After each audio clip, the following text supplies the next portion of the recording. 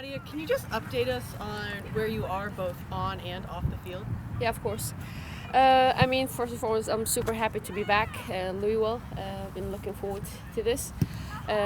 My status right now is that I've started joining the team, not fully without any contacts, but this is what I'm working on the next couple of, I guess, months to be able to be fully integrated in the team trainings and hopefully games.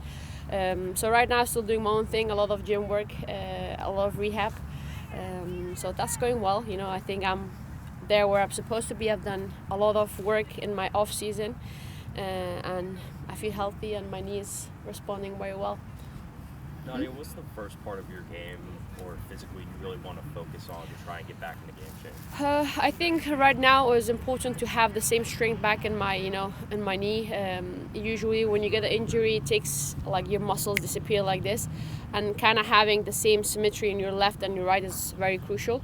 I know that's still, we've done a lot of testing this first week in Florida, and there's still couple of percentage off in terms of right and left. So this is what I'm being mainly focusing on. And of course, while I'm here, you guys saw I was doing my cardio workout as well. So it's just gonna be overall get my strength and get a bit bigger, stronger, and then cardio wise as well. What's the timeline, Nadia? Do you have a set a goal for when you want to get into a game? I think, as I said, hopefully in a couple of months I'll be able to be fully contact. So game-wise, I hope I'll be ready to play my first couple of minutes in May, and then we'll take it from there. Right now my knee has responded amazingly, and I hope it's going to continue this way. I've been very professional and taking care of myself, and of course I'm going to do everything to get as soon as ready as possible. A lot of times players come back and we ask them what you did in your off season. You might take a while to talk about all of that. Oh my God! But you not only had rehab, but you had school, you had other activities. Just the highlights. What can you say? Yeah, 6 weeks ago I graduated as a doctor, which was amazing, great feeling. It was very, very tough. I was busy in school, internship, and everything. Beside that, I've done a lot of other stuff besides football. I was in Qatar. Also because I did some of my rehab there. I visited a evacuee center, Afghan evacuee center in Qatar, in Doha. So yeah, I've been busy, but you know what? Life is short. You need to start up early and do your thing. You mentioned Qatar, and it's just every couple of months there's a new refugee crisis somewhere I know. in America, and you have Horrible. been so active speaking about that, but it's not growing to be less of a thing but more.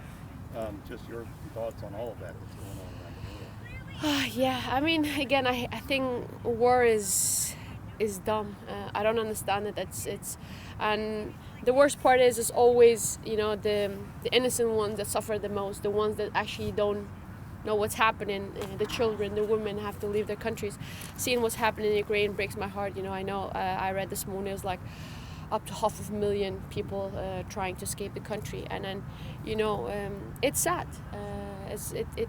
It makes me upset, because no one really wants to do that. So seeing that everywhere is unfair, and you feel powerless. I guess that's what I feel. We all see it and feel bad, but we have no idea what it would be like to be ripped out of our homes, and you have that feeling that we don't probably every time it happens. Yeah, basically, yeah, because I can definitely relate to that. Yeah, you're right. What do those people in Ukraine who are leaving Ukraine need right now? I think, as much as help possible, leaving your home, fleeing and with nothing, just with your bags. It's winter, it's cold. Every helping hand you can get, I hope that the neighbor countries are going to be open and help them as much as possible. Right now everyone's just trying to survive, trying to be somewhere safe, because their homes are not safe. So I think in that situation everything counts. If it's just you let them in and just stay on your garden or whatever. So I think that's what humanity, they need a bit of human kindness. Will you be pushing for anybody here in Louisville to be doing anything, or any causes that you are going to be supportive of? I mean, definitely. I think I've just come back. It's been a week, but I was in Florida. I will definitely do everything now. This season, I'm going to have more time to dedicate to stuff that I love off the field. You know, I want to also have impact around the city, and I know the city is very willing. I experienced this last season, and I think as long as there's a bit of passion and empathy, we can do great things. Definitely. What was the photo you posted on Instagram? I think it was about ending war. There's a picture of a child Yeah. there. Can you tell me a little bit about that? Yeah, definitely. I think, you know, as I just said previously, every time there's a war, it's the innocent and the children, the women, you know, that suffer the most, and that's the one who lose their lives, their homes, and they have to try to find asylum somewhere else. And I saw those pictures in the news, and heartbreaking, you know. And a child doesn't need that. You want them to have a safe environment somewhere where they can strive to become good humans, not fleeing from war and seeing all the horror. Nadim, working back to Thank soccer, you. so much has changed with this club.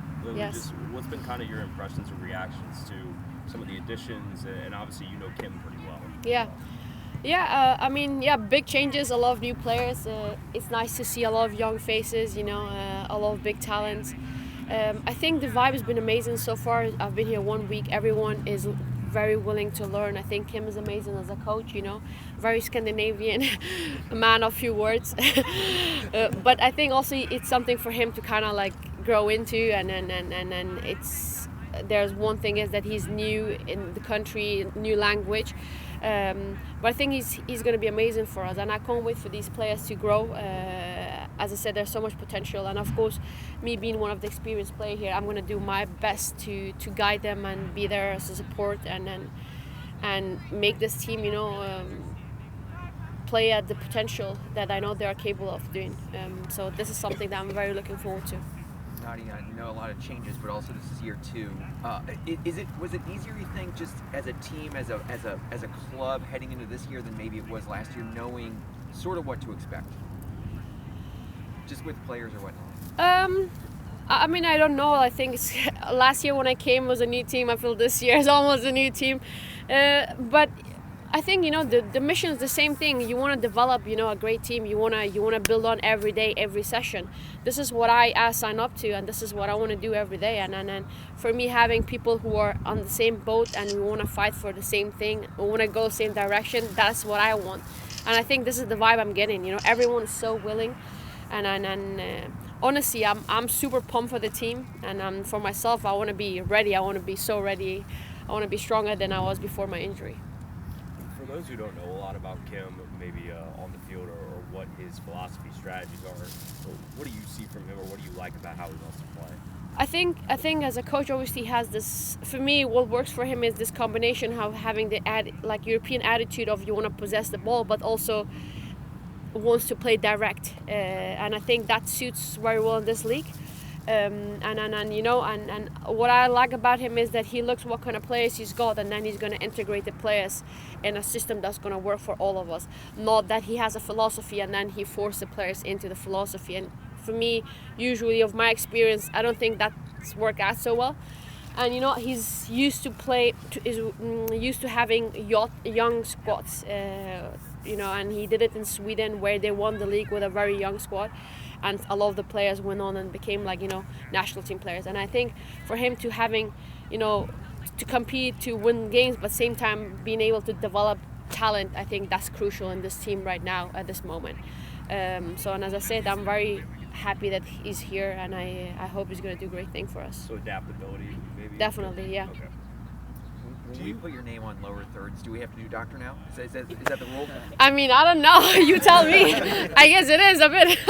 Your What degree do you is in prefer? what? Your doctor of what degree did you get? Or what- I just what finished, field? just got my Dr. Nadim now, and then I have to specialize whenever I'm gonna have the time. This is how it's gonna work. But I'm gonna take it as it comes. You know, right now I've done the big part. The rest is just you being at the hospital, and then getting Has expert. life changed since that happened? Do you wear the white coat more? Or do you? Honestly, I feel like I can breathe a bit better. The last 3 months, I'm gonna be honest, it was very, very tough. I'm not a person who gets stressed, but I think that was stress. It was intense. I was at the edge, also because I had so much and everything was going on in my rehab. But it just shows that what humans are capable of. I love this, that you can always push the envelope a tiny bit more, and again, passing the exams and finally be done. It makes me. I sleep very well. Let me just say it that way. So do you prefer to be called Nadia or Dr. Nadim? Serious question. Oh, Nadia's fine. It's fine. How difficult was that going through rehab and studying at the same time? It was very tough, just because I think I was lacking time. I was already behind when I arrived in Denmark, and usually you have a semester that's built of certain subjects. Usually you have like 30 points. Mine was 45 points, so every other student had 3 exams. I had 6 exams, and in the same time I was internshipping, so I had to be at the hospital every day from 7:30 to 3. So I just felt I was lacking time to study. So it was very hard, but again, if you really want something for your bottom of the heart and you work for it, I think it's gonna happen. And I'm so pumped that it's over with. Will you be doing any sort of residency while you're playing? Any of that at all? I mean, I would love to do it in the US, but I think it's not going to be possible just because we are at the clubs for such a long time at a time. Right now, we meet in at 8 and then I'm going to be finished around 3. I don't think that's possible. I would love to though. But one thing is for sure is that I would love to kind of shadow around doctors and get experiences, and see how things work here as well. Definitely.